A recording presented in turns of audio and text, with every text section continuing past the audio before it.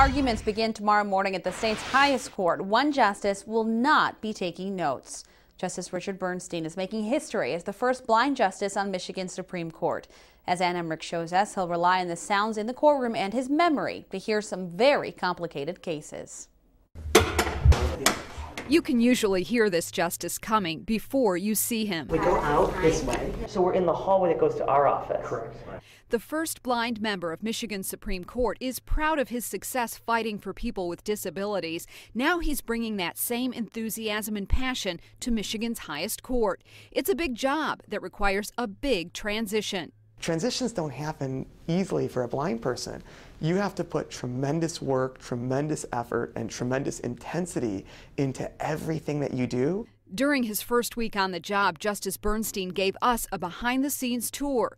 We walked alongside him as he learned how to navigate the cavernous halls of justice. I've learned this floor pretty well. So we're on the 6th floor, and the way you do it is you start with kind of small things, and you kind of memorize and internalize the small things. Memory and internalization, two words Justice Bernstein says often, because for him it's a way of life.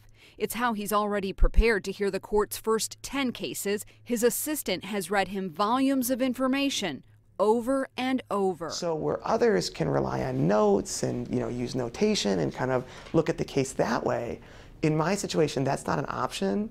So it actually requires me to know the case in the most intensive manner possible because I simply don't have a choice but to do it that way. So when he puts on his robe and takes his seat on the bench, this judge won't have a notepad and he won't know where to look. But his mind and his senses will be hard at work. I think the biggest challenge that I think I'm going to have in terms of the logistics, especially on the first day, is actually really knowing which way to face, because I don't know where the people speak from. So even though I can't see them, you want to face in their direction just out of respect. It's something I've always been taught. A blind justice, seeing the facts of each case in a whole new way.